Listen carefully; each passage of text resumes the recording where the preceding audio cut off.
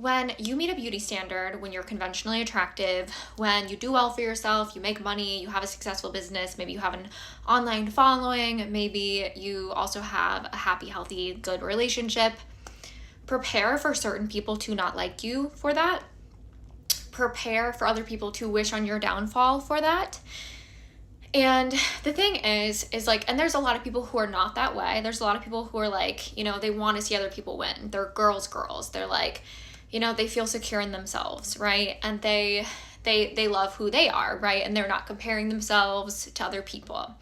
But a lot of people are not that way, unfortunately. A lot of people struggle with feelings of inadequacy, and obviously there's privilege, there's pretty privilege, there's certain privileges in the world that, do contribute to that. But at the end of the day, like, if you're the kind of person who is doing their best to create a great life for themselves, you have to honestly just accept that this comes with the territory.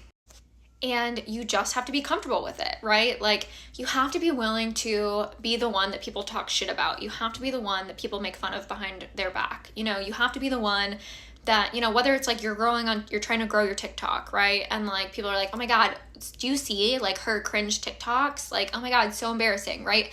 Like, you just have to be okay with that, right? Or like, when you have a successful business online, right?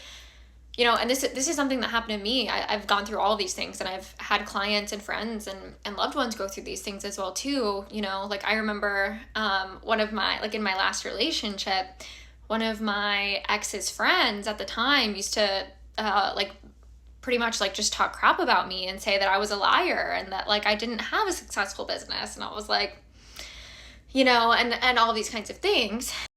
And if something goes wrong in your life or you go through something, there are going to be people who jump on the hate bandwagon. There are going to be people that's like, I never liked her. I never liked him.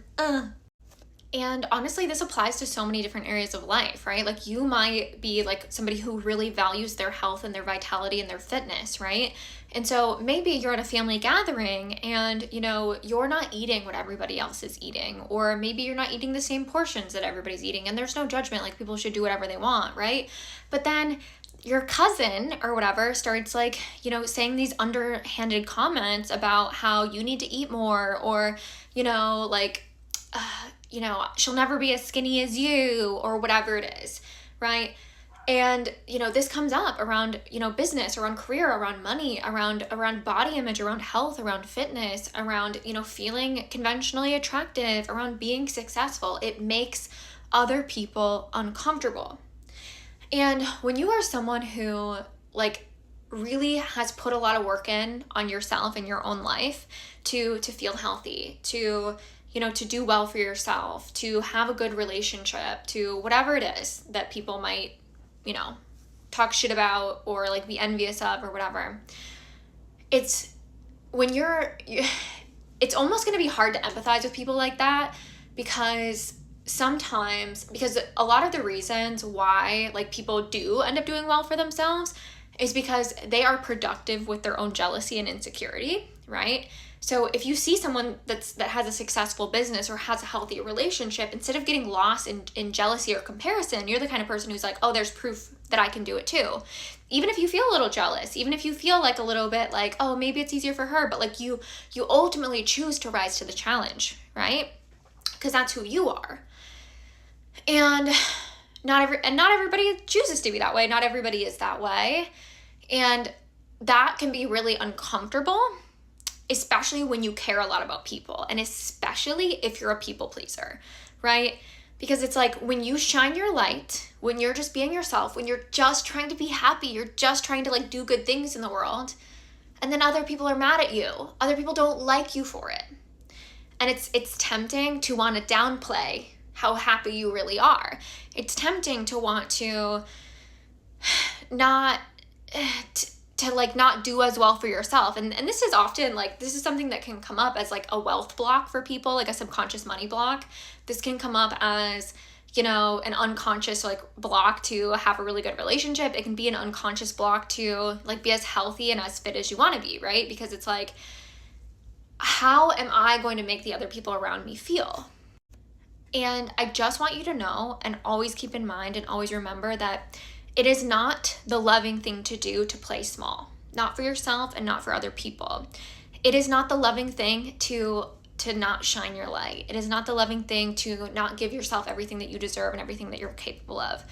It is and it's also not loving to feel like other people can't do it too, right? It is the loving thing to be an example for other people, and you have to be comfortable with what other people do with that, because it's not your business. It's not your concern.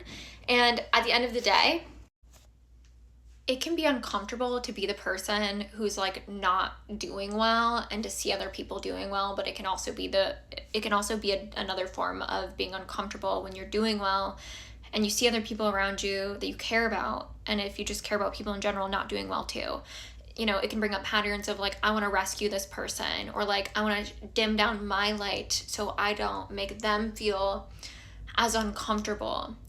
But again, like that's a you problem, right? Like that is a you problem. And on both sides of something like this, like you have to take responsibility for your own feelings. And again, like when you're in the position of the person who's doing well and has things going well for them, like you just honestly have to accept that people are just not going to like you, and people are going to talk shit, and people are going to project. And that does not mean that you should play smaller. That doesn't mean that you should be less. That doesn't mean that you should be less happy. That doesn't mean that you should be less radiant.